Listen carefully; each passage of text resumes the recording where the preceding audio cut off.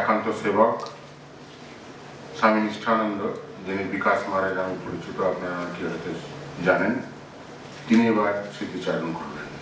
স্বামী নিষ্ঠানন্দ।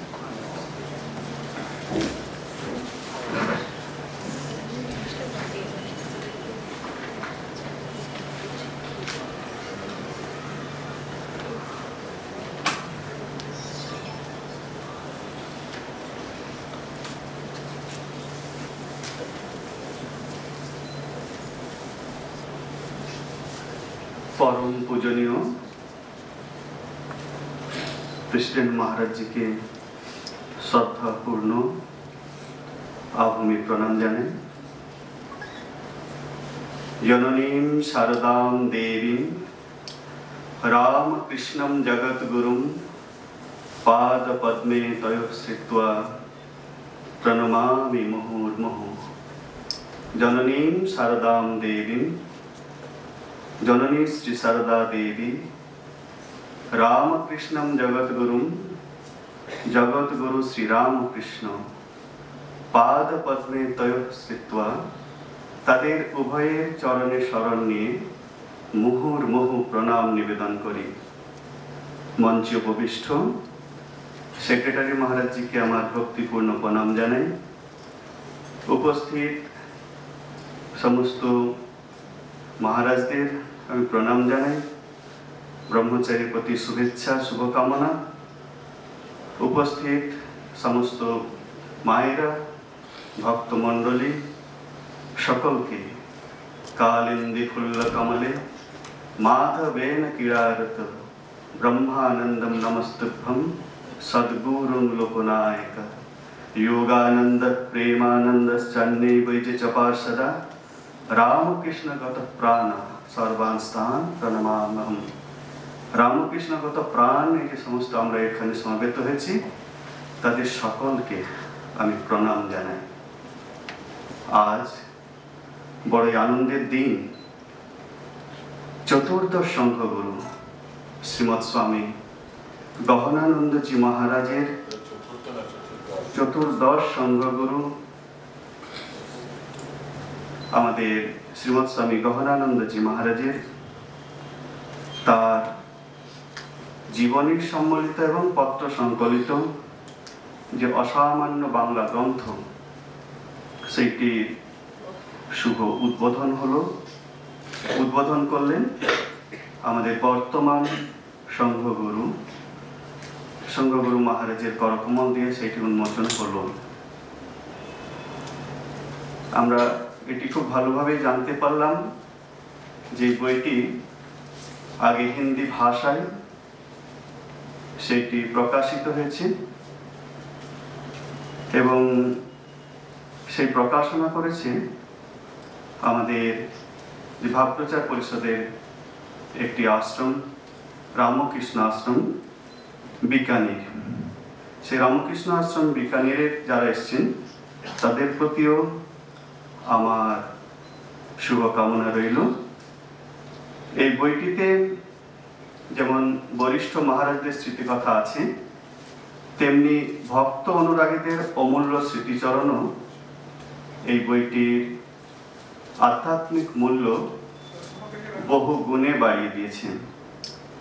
বইটির দুষ্প্রাপ্য বহু রঙিন যে ছবি তার সমাবেশ ঘটেছে এবং তাতে বইটির কলেবর বৃদ্ধি পেয়েছে, বইটিকে আকর্ষণীয় করে তুলেছেন। এছাড়াও মহারাজের ব্যবহৃত কিছু আধ্যাত্মিক সামগ্রিক বিরল ছবি এই গ্রন্থে স্থান পেয়েছে। এর মাধ্যমে কিছু অজানা তথ্য জানবার এবং না দেখা কিছু দুষ্প্রাপ্য ছবির সম্ভার পাঠকবর্গকে সমৃদ্ধ করবে, এ বিষয়ে কোনো সন্দেহ নেই। বইটির বেশিরভাগ ছবি আমাদের চতুর্দশ সংঘগুরু মহারাজের সচিব সেবক স্বামী আত্মনিষ্ঠানন্দজি মহারাজ সপ্তর্ষি মহারাজের কাছ থেকে প্রাপ্ত। আর বইটির যে মূল অংশ পত্র সম্ভার সেটি সেবক মহারাজের কাছ থেকে প্রাপ্ত। তাই বইটির প্রামাণ্যতা নিয়ে কোনো সংশয় নেই, সংশয়ের অবকাশই নেই। বইটিতে প্রায় 380টি পত্র আছে আর এই বইটি বলা হচ্ছিল হিন্দি ভাষায় আগে প্রকাশিত হয়েছিল, তাই হিন্দি ভাষায় এতগুলো পত্র যেখানে মহারাজের কথা রয়েছে, মহারাজের আশ্বাসবাণী রয়েছে, সেইটি পাঠ করে যে পাঠ সুখ, সেই সুখ থেকে বঞ্চিত হচ্ছিলেন এই বাংলা ভাষাভাষী অধ্যাত্ম পিপাসুরা। তাই এই বাংলা ভাষাভাষী মানুষের কাছ থেকে বহু আবেদন আসছিল বইটি যাতে বাংলায় প্রকাশ হয়। আশ্চর্য লাগে, অবাক হতে হয় যে বাংলা ভাষাভাষী নন সৌমেশ মহারাজ তার হাত দিয়ে এরকম বইটি বেরিয়ে এলো। আর বইটি যে মোড়ক, বইটির যে প্রচ্ছদ, সেটিও খুব সুন্দর হয়েছে। এটি রুচিশীল যে পাঠকবৃন্দ তাদের কাছে খুব আকৃষ্ট হবে এবং এর জন্য সোমেন ট্রেডার্স প্রশংসার যোগ্য, প্রশংসার পাত্র বসে। বিভিন্ন পর্বে বিভক্ত এই গ্রন্থটির অত্যন্ত সমৃদ্ধ বিষয়বস্তুর মধ্যে মহারাজের সংক্ষিপ্ত জীবন কথা যেমন আছে, তেমনি অসামান্য আধ্যাত্মিক শক্তি সম্পন্ন তার নিজ গুরুদেব পূজনীয় বিরজানন্দজি মহারাজের কথা সেখানে আছে। পূজনীয় বিরজানন্দজি মহারাজ মায়ের মন্ত্র শিষ্য ছিলেন এবং পরে স্বামীজির কাছ থেকে তিনি সন্ন্যাস নিয়েছেন এবং স্বামীজি তাকে শক্তি সঞ্চার করেছিলেন আমরা জানি। মায়ের দিক থেকে এবং স্বামীজির দিক থেকে এইরকম ভাবে আধ্যাত্মিক শক্তির প্রবাহ পূজনীয় বিরজানন্দজি মহারাজের মধ্যে এসেছিল এবং সে অসামান্য শক্তি সম্পন্ন গুরুদেবের কাছ থেকেই পূজনীয় গহনানন্দজি মহারাজ কৃপা পেয়েছিলেন। আমরা জানি যে স্বামী চৈতন্যানন্দজি মহারাজের মননশীল সম্পাদনায় স্বামী গহনানন্দ এক উৎসর্গীকৃত জীবন গ্রন্থটি বাংলা ভাষায় প্রকাশিত হয়েছে এবং মহারাজের ভক্ত ও অনুরাগী বৃন্দকে সমৃদ্ধ করেছে। এছাড়াও যুগবাণীর আলোকে উদ্বোধন থেকে প্রকাশিত এই বইটি পূজনীয় মহারাজের 12টি ভাষণের একটি সংকলন, পাঠকবর্গের বৌদ্ধিক জীবনকে আধ্যাত্মিক ভাবনায় জারিত করেছে এবং জীবন সংগ্রামে জীবন যন্ত্রণার উপশম সেখানে খুঁজে পেয়েছে। বর্তমান পত্রিকার সাংবাদিক অতুল বন্দ্যোপাধ্যায় প্রকাশিত ছবিতে সংঘাধ্যক্ষ স্বামী গহনানন্দ, এটিও মহারাজ থাকতে থাকতেই বেরিয়ে যাওয়ায় মহারাজ দেখে গিয়েছেন এবং সেইটিও আমরা পেয়েছি। আমাদের সপ্তর্ষি মহারাজের অনলস প্রচেষ্টায় প্রকাশিত সেই অমরনাথ যাত্রা ডিভিডি মা সারদা দেবীর সার্ধ শতবর্ষে শ্রদ্ধাঞ্জলি সিডিটি, পরবর্তীকালে ছবি সম্বলিত ডিভিডি, রামকৃষ্ণ পরিমণ্ডলে আধ্যাত্মিক প্রেরণাদান এখনো ক্রিয়মান এবং আমরা এখনো রিক্ত হচ্ছি। তার সাথে যুক্ত হচ্ছে আমাদের এই গহন আনন্দ চিন্তন, যেটাতে বহুল পত্র রয়েছে, 380টিরও বেশি, এবং সেইগুলো আমাদেরকে সমৃদ্ধ করবে, এ বিষয়ে কোনো সংশয় নেই।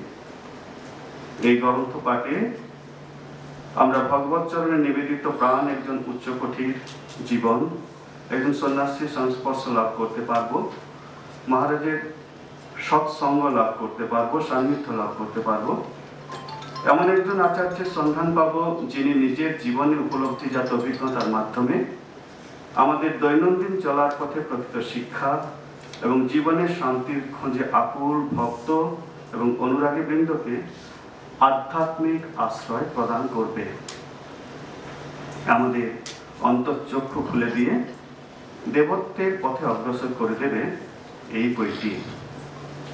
সাধু ব্রহ্মচারী বৃন্দ যেমন ছিল তার অতি ঘনিষ্ঠ, তেমনি ভক্তেরাও ছিল তার নিকট আত্মীয়।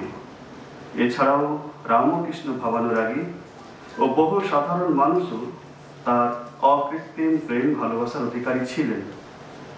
স্বামী গহনানন্দজি মহারাজ ছিলেন বৈরাগ্য, তপস্যা, অনুভূতি, পবিত্রতা, বিদ্যাচর্চা ইত্যাদির প্রতিমূর্তি এক প্রদীপ্ত প্রদীপ, জ্ঞানময় প্রদীপ। স্বামী বিবেকানন্দ প্রবর্তিত নরনারায়ণ সেবাযজ্ঞে এই মানব প্রেমিক নিজেকে নিঃশেষে নিয়োজিত করেছিলেন। নরনারায়ণ সেবার সার্থক উদ্গাতা তিনি। তার সুযোগ্য নেতৃত্বে রামকৃষ্ণ সংঘ দেশে বিদেশে উত্তরোত্তর প্রসার লাভ করেছিল এবং রামকৃষ্ণ মিশন একটা বিশিষ্টতা লাভ করেছে। তার সুমহান চারিত্রিক বৈশিষ্ট্য ভক্তমহলে যে দাগ রেখে গিয়েছে তা অনাগত কালেও অম্লান থাকবে। তিনি ছিলেন স্থিতধী, যাপক, প্রকৃত প্রেমিক, প্রধানত সাত্ত্বিক, কর্মযোগী, পুরুষ প্রবর। মহারাজের বহুমুখী বহুমাত্রিক আধ্যাত্মিক জীবনের এক সমন্বয়ী জীবন, যার সুন্দর কালানুক্রমিক বর্ণনাও এই বইটির মধ্যে রয়েছে।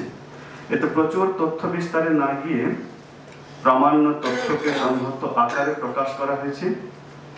মহারাজের কর্মজীবন, ধর্মজীবন অত্যন্ত সুশৃঙ্খল এবং পরিচ্ছন্ন রুচির ছিল, তাই তার স্মরণিকাটিও সুপরিকল্পিতভাবে এবং সুচারুরূপে বিন্যস্ত করা হয়েছে।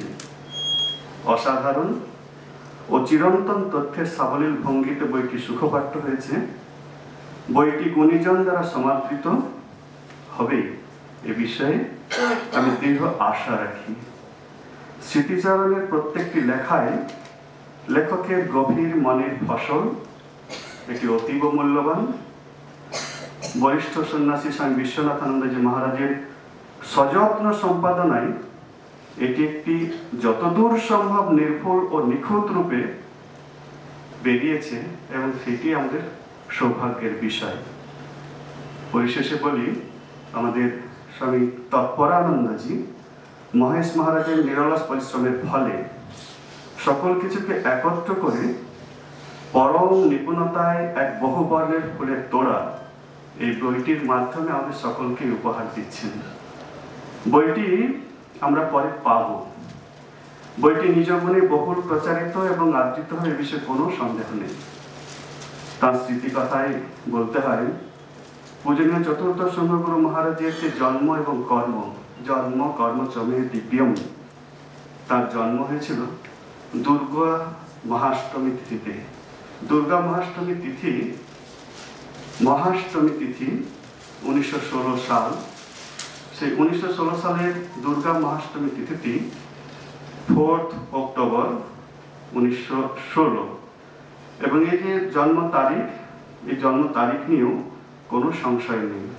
পূজনীয় বিশ্বনাথানন্দজি মহারাজ বলছিলেন, দেখো, সংঘগুরুর জন্ম তারিখটি না জানতে পারাটা আমাদের কাছে যেমন দুর্ভাগ্য, সেরকম লজ্জারও। তাই ওই সময় দুর্গা জন্মাষ্টমী,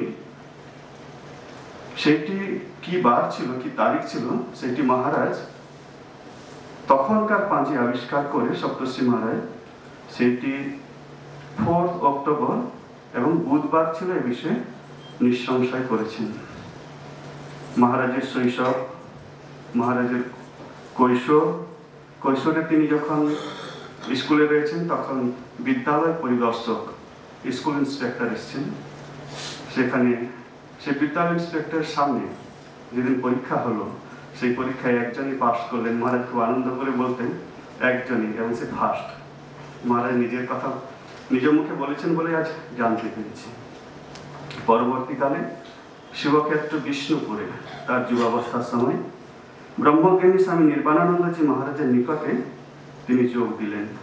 শঙ্করানন্দজি মহারাজের সেবাধিকার লাভ করলেন।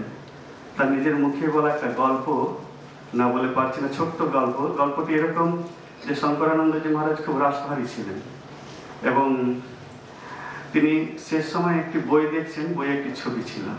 সেই ছবিটি দেখছেন, দেখতে দেখতে সেখানে শম্ভু মহারাজ ছিলেন। শম্ভু মহারাজকে ডাকছেন তার সেবক, বলছেন, শম্ভু মহারাজ, দেখতো এই ছবিটির উপর দিকে কি আছে?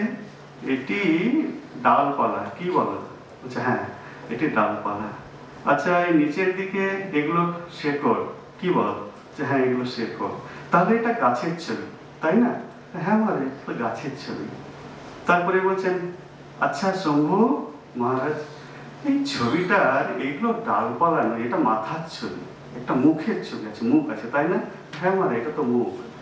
তারপর বলছেন আচ্ছা এটা নিচে এগুলো শেকড় নয়, এটা লেজ, এটা চারটে পা, কি বল? হ্যাঁ। বলছে তাহলে এটা গাছের ছবি না, এটা বাঘের ছবি। বলছে হ্যাঁ মহারাজ, এটা তো বাঘেরই হবে, এটা গাছ কেন হতে যাবে? তো তারা যে অবস্থায় থাকেন, সেই অতি জাগতিক অবস্থায় থাকেন, সেই অবস্থায় থেকে তাদের সেবা করা খুব কঠিন। সেই জন্য সেবককেও তার মনটি সেই উচ্চতায় তুলে রাখতে হয়। মহারাজ কলকাতায় ফিরেছেন, পূজনীয় মহারাজ কলকাতায় অদ্বৈত আশ্রমে আছেন। সেখানকার যে ইংরেজি ভার্সন বইগুলো দেশে বিদেশে বিভিন্ন জায়গায় তাকে ডিসপাস করতে হচ্ছে, পাঠাতে হচ্ছে। তখন মহারাজের যে মানসিকতা, যে সংঘ এত বড় এবং সংঘ একটা আন্তর্জাতিক মানের, তার মনটিকেও তিনি সে আন্তর্জাতিক স্তরে তুলে রাখতেন। মহারাজের একটা পরিচিতি সেরকমভাবে চলতে থাকে। তারপর তার ব্রহ্মচারী নাম অমৃত চৈতন্য, সন্ন্যাস, দক্ষ প্রশাসক হিসেবে আমরা তাকে পাই। মহারাজ ভালোবেসে সবাইকে কাজ করাতেন। বললেন ভালোবাসায় জগৎ জয় করা যায়। বকতে পারতেন না, যদি খুব বকতে হয় তো একটি কথা শোনা যায়, আহাম্মক, এর বেশি আর তিনি বলতে পারতেন না। এতখানি বাক সংযমী ছিলেন।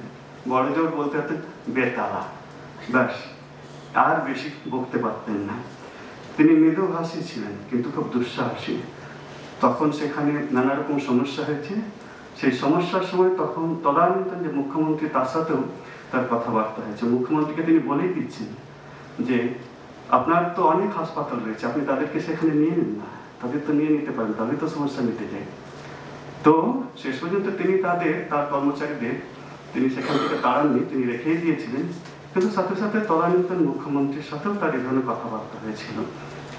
সেখানে তিনি খুব যত্ন করে তার যে কর্মচারীরা রয়েছে তাদেরকে তিনি দেখতেন। প্রত্যেকের সাথে একটা ব্যক্তিগত সম্পর্ক তাদের থাকতো। একটা মজার কথা, সেখানে যে ডাক্তার কর্মচারীরা আছেন, ডাক্তারেরা আছেন, জুনিয়র ডাক্তারেরা, সেই জুনিয়র ডাক্তারেরা তাদের একজন মেয়ের বাবা, তার খুব ইচ্ছে হয়েছে সেই ডাক্তারদের পাত্র করবেন। তো মহারাজের কাছে এসেছেন, তখন মহারাজকে বলছেন যে ছেলেটি কি রকম। তো মহারাজ বলছেন আপনি বলুন আপনার মেয়েটি কি রকম, ছেলে তো আমাদের। তো ডাক্তারদের সাথেও মহারাজের এরকম সম্পর্ক ছিল। মহারাজ দক্ষ প্রশাসক ছিলেন, একটা ফাদার ফিগার তিনি তৈরি হয়েছিলেন। এরপর দেখা যায় যে তিনি গুরু হলেন। সে গুরু কর্ণধার, তার জপ ধ্যান, আমরাও জপ ধ্যান করি। কিন্তু গুরুদেব যে বলেছেন উত্তর দিকে মুখ করে বসবে কি পূর্ব দিকে মুখ করে বসবে, আমরাও আসন পাতি। কিন্তু মহারাজের কিরকম নিখুঁত জীবন, তিনি একটি চুম্বক শলাকা ব্যবহার করতেন, দিক নির্ণায়ক চুম্বক শলাকা, উত্তর দিকে সবসময় মুখ করে থাকবে। তাই তিনি যখন বিভিন্ন জায়গায় যেতেন, ওই চুম্বক শলাকি উত্তর দিকে মুখ করে আছে সেইভাবে আসনটি তাকে পেতে দিতে হতো এবং তিনি সেইভাবে বসতেন। অর্থাৎ গুরুর উপদেশ কিভাবে নিখুঁতভাবে পালন করতেন বলেই, জীবনে পালন করেছেন বলেই, সেই ভুবনেশ্বরে যখন জয়েন করেছিলেন, ভুবনেশ্বরের ভূমিতলেই যে আসন পেতেছিলেন এবং জপ ধ্যানের স্বাদ পেয়েছিলেন, সেই জপ ধ্যানের স্বাদ নিয়ে পরবর্তীকালে আমাদের মধ্যেও তিনি সেটি সঞ্চারিত করেছেন। এবং এই পত্রগুলোতে দেখা যাবে যত সমস্যা আছে তার সমাধান হিসাবে তিনি বেশিরভাগ সময় জপ করতে বলছেন, নিয়মিত জপ করতে থাকো আর আমাকে পত্র লিখতে থাকো। দীক্ষানুষ্ঠান, দীক্ষার সময় ভক্তদের নানা বিষয় বলতেন। এমনকি কথামৃত প্রসঙ্গ টেনে বলতেন যে কথামৃতে মাস্টার মশাই যে 4টি প্রশ্ন করেছেন, ঈশ্বরে কি করে মন হয়, ঈশ্বরে কিরকম করে, এটা শেষ করে দেখি, ঈশ্বরে কি করে মন হয়, সংসারে কিরকম করে থাকতে হবে এবং কোন অবস্থায় ঈশ্বরকে লাভ করা যায়। মাস্টারমশাই তো, তাই মাস্টারমশাইয়ের প্রশ্ন এরকম 4টি প্রশ্ন, আর সেখানে কথামৃতে ঠাকুর সেগুলোর উত্তর দিচ্ছেন। সেইটি মহারাজ ভক্তদের সামনে পাঠ করতেন এবং ভক্তদেরকেও নিয়মিত পাঠ করতে বলতেন। আমরা জানি মহারাজ নিদ্রাকেও জয় করেছিলেন, মহারাজ রসনাকে জয় করেছিলেন, মহারাজ নিত্য শরীরচর্চা করতেন। আর ভক্ত কল্যাণকারী মন ছিল তার। সুদূর আসাম থেকে, দক্ষিণ থেকে যখন ভক্তেরা আসতেন তখন হয়তো গেট বন্ধ হয়ে গেছে, কিন্তু ভান্ডারী মহারাজকে বলে রাখতেন যে না, তুমি গেট খোলা রাখবে। সুদূর থেকে সমস্ত সন্তানেরা আসে, তাদের জন্য তুমি গেট বন্ধ করবে না। সে ভক্তেরা যখন এসেছেন এবং নানা রকম দ্রব্য নিয়ে এসছেন, এমনকি সেই দ্রব্যগুলো ঠিকমতো ব্যবহার হচ্ছে কিনা, যথাযথ স্থানে সেগুলো গেল কিনা, প্রণামী ঠিকমতো গোনা হলো কিনা, সেগুলো সব খোঁজ খবর রাখতেন। বলতে চাইছি যে ভক্তদের পরিশ্রম করা, বহু পরিশ্রম করা জিনিসের দ্রব্যের সৎ ব্যবহার তিনি করতেন। সত্যস্বরূপ ভগবানকে তিনি লাভ করেছিলেন, তার রসবোধ ছিল খুব, সেই বিষয়ে বললাম। শুচিশুদ্ধ জীবন ছিল, উত্তম শ্রোতা ছিলেন, অপূর্ব শয়ন ছিল তার। তারপর মহারাজ বলতেন যে আমরা দিতে এসেছি, নিতে নয়। যখন আমাদেরকে জিজ্ঞাসা করতেন যে তোমরা কি জন্য এসছো, তখন বলতাম যে ভগবান লাভ করতে, ভগবানকে দর্শন করতে এসেছি, ভগবানকে পেতে এসেছি ইত্যাদি এরকম সব। তখন বলছেন সবাই বলছো পেতে এসেছি, কিন্তু দিতে এসেছি, এইভাবে মানসিকতাটিকে তৈরি করো।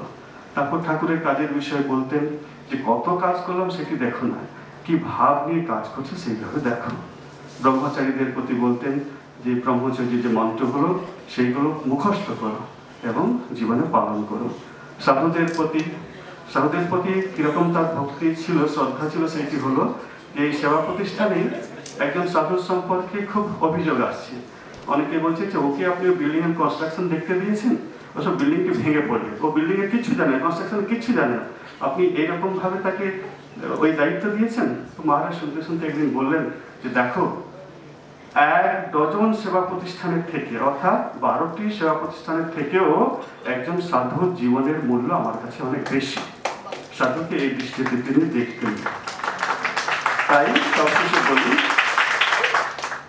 সবশেষে বলি যে সাধু ব্রহ্মচারীদের প্রতি মহারাজের যে সম্পর্কটা সেটি ছিল অতি ঘনিষ্ঠ, তেমনি ভক্তেরাও ছিল তার নিকট আত্মীয়।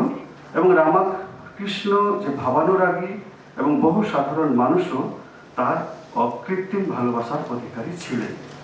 ঠাকুর মা স্বামীজির কাছে প্রার্থনা করি আমরা এইরকম একজন যে মহাপুরুষ, মহামানব, মহাজীবনের সম্মিলিত যে বই, সেই বইটির আজ উদ্বোধন অনুষ্ঠানে উপস্থিত থাকতে পেরে তার আশীর্বাদ, ঠাকুর মা স্বামীজির আশীর্বাদ সকলের উপর বর্ষিত হোক, এই প্রার্থনা। ওম শান্তি শান্তি শান্তি। হরি ওম তৎসৎ। শ্রী রামকৃষ্ণার্পণমস্তু।